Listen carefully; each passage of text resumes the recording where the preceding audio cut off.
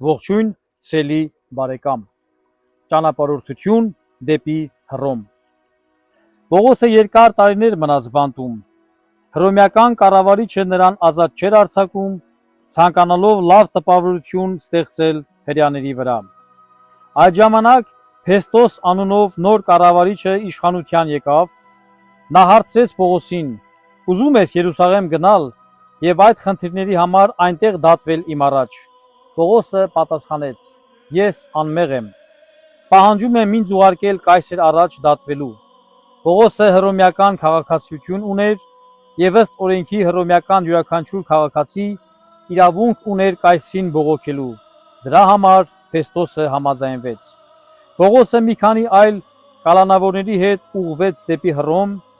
նրանք նավարկում էին միջերկրական ծովով եւ նրանց հսկում էին հռոմեացի զինվորները։ Ճանապարհորդությունը ընթացավ դժվարություններով։ Նավապետը որոշեց մի խաղաղ նավահանգիստ փնտրել այնտեղ ձմեռելու համար, սակայն նավարկելիս մեծ փոթորիկ բարձրացավ,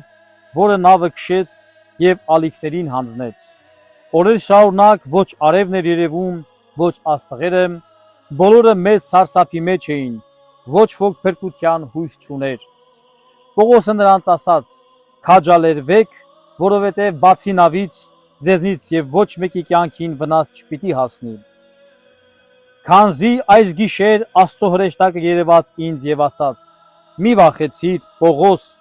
դու կայսեր առաջ էլ պետք է ներկայանաս։ Հավատում եմ Աստծուն, որ լինելու է այնպես, ինչպես հրեշտակն ասաց, պետք է դեպի որևէ կղզի ուղղվենք»։ Այդպես էլ եղավ։ 14-րդ օրը, երբ նավն անկառավարելի կերպով լողում էր, ցամաք նկատեցին։ Ծովախորշը նկատելով որոշեցին նավն այնտեղ ուղղել, սակայն ընկան ծանծաղուտ, նավը թեքեցին եւ նավի առաջակողմը հատակին խրվելով անշարժ մնաց, իսկ հետևի կողմը ալիքների սաստկությունից ջարդ ու փշուր էր լինում։ Բոլորը ջուրը ցատկեցին, ովքեր կարողանում են լողալ, այդպես ցամաք ելան, իսկ մյուսները տախտակների կամ նավի մյուս մասի վրա, այսպիսով բոլորը փրկվեցին։ Կղզին,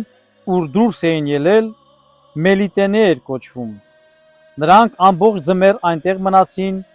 այնուհետև շարունակեցին իրենց ճանապարհը։ Վերջապես հասան Հռոմ։ Պողոսը բնակվում էր առանձին մի տան մեջ,